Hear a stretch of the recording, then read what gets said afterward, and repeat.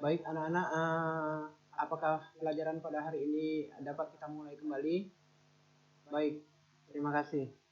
Assalamualaikum warahmatullahi wabarakatuh.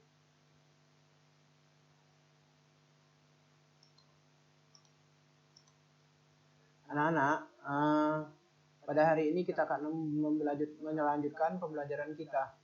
Pembelajaran kita selanjutnya yaitu masih pada ciri-ciri makhluk hidup, pembelajaran 2. Namun sebelum pembelajaran dimulai, sebaiknya kita berdoa dulu.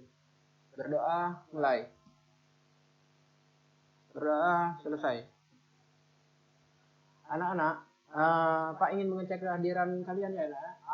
Ada yang tidak masuk sekolah ada hari ini? Baik, masuk semua ya. Baik, terima kasih. Pada hari ini kita akan melanjutkan pembelajaran kita, yaitu pertumbuhan dan perkembangan makhluk hidup. Nah, tentang pembelajaran kemarin itu, ada anak-anak yang mengalami kesusahan atau ada pertanyaan selama di rumah? Baik, kalau tidak ada, kita lanjutkan. Adapun tujuan pembelajaran kita hari ini, melalui pembelajaran daring, diharapkan siswa dapat menemukan istilah dan ciri-ciri makhluk hidup dengan tepat. Kemudian diharapkan siswa dapat mencontohkan ciri-ciri makhluk hidup dalam bahasa dengan kalimat yang benar. Kemudian diharapkan siswa dapat memaknai simbol-simbol Pancasila dengan benar.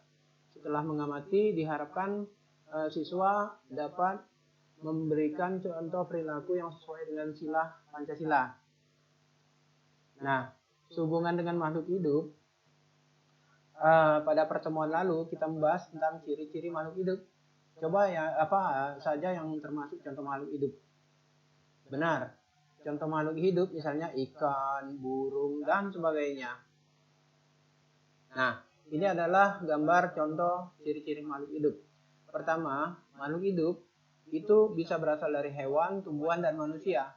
Mereka pada umumnya bernapas, bergerak, makan dan minum, tumbuh, berkembang biak, dan peka terhadap rangsang.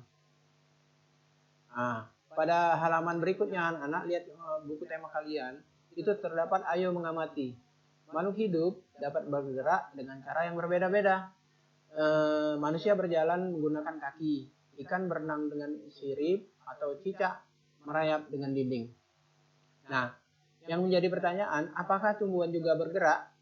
Ini akan menjadi PR bagi kalian di rumah, diskusikan bersama ayah dan ibumu.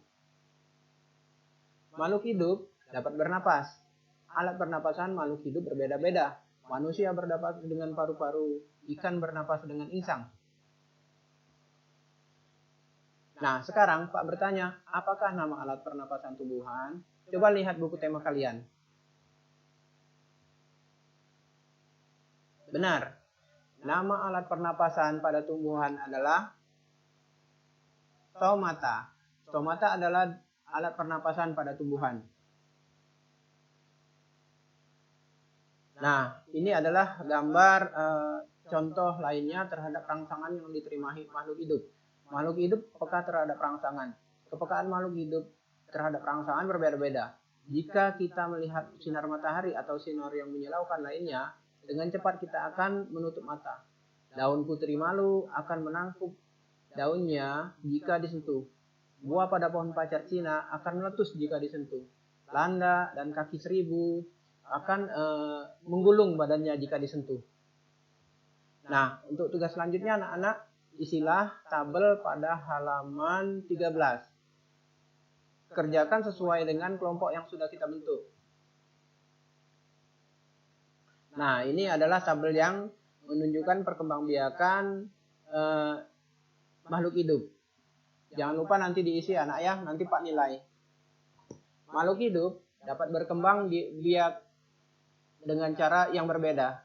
Ada yang berkembang biak dengan cara melahirkan, beranak, dan ada juga yang berkembang biak dengan cara bertelur. Contohnya, yang melahirkan adalah sapi, kambing, kerbau, kucing, gajah, itu semuanya melahirkan. Tetapi dengan yang cara bertelur, itu seperti ayam, ikan, bebek, burung, itu semuanya bertelur ya nak ya. Nah, tugas kalian sekarang buatlah kalimat yang berdasarkan kata-kata berikut. Di halaman 15 nak, jangan lupa bukunya dibuka. Berkembang biak, makanan, tumbuh, bergerak, dan bernapas. Nanti jawaban kalian dikumpulkan. Akan Pak beri nilai ya nak ya. Nah, sehubungan dengan makhluk hidup, kehidupan manusia ataupun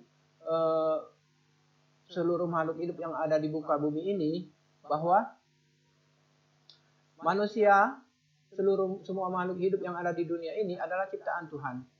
Keragaman cara bergerak makhluk hidup juga berbeda-beda. Karena kuasa Tuhan, semua itu adalah karunia Tuhan yang harus disyukuri. Menjaga kesehatan tubuh merupakan salah satu cara mensyukuri karunia Tuhan. Menghargai kemampuan teman yang lain juga merupakan bagian dari sikap syukur kepada Tuhan. Bersyukur kepada Tuhan termasuk pengalaman sila pertama Pancasila. Syukur yang kita lakukan, misalnya kita diberikan nikmat sebagai manusia, diberikan panca indera yang sempurna dibandingkan makhluk hidup yang lain. Panca indera tahu kan anak-anak? Dahulu pernah Pak jelaskan. Panca indera itu mata, hidung, telinga, mulut, dan alat perasa, serta lidah untuk mengecap. Nah, sehubungan dengan hal mensyukuri, apa saja hal yang dapat kamu lakukan untuk mensyukuri keragaman hidup? Ada di halaman 20 ya nak ya. Jangan lupa nanti untuk diisi. Nanti Pak periksa juga. Nah anak-anak, pembelajaran hari ini sudah selesai. Jangan lupa untuk memfotokan hasil kerja kalian di WhatsApp. Nanti setelah ini akan Pak beri nilai. Siapa yang nilainya paling bagus akan Pak beri refleksi yang bagus. Akan Pak beri refleksi berupa ucapan jempol yang baik. Nah, sampai di sinilah pembelajaran kita hari ini anak-anak. Pak ucapkan banyak terima kasih. Semoga apa yang Pak sudah sampaikan hari ini dapat menambah pengalaman dan pengetahuan anak-anak sekalian. Demikianlah pembelajaran hari ini. Pak ucapkan Assalamualaikum warahmatullahi wabarakatuh. Waalaikumsalam warahmatullahi wabarakatuh.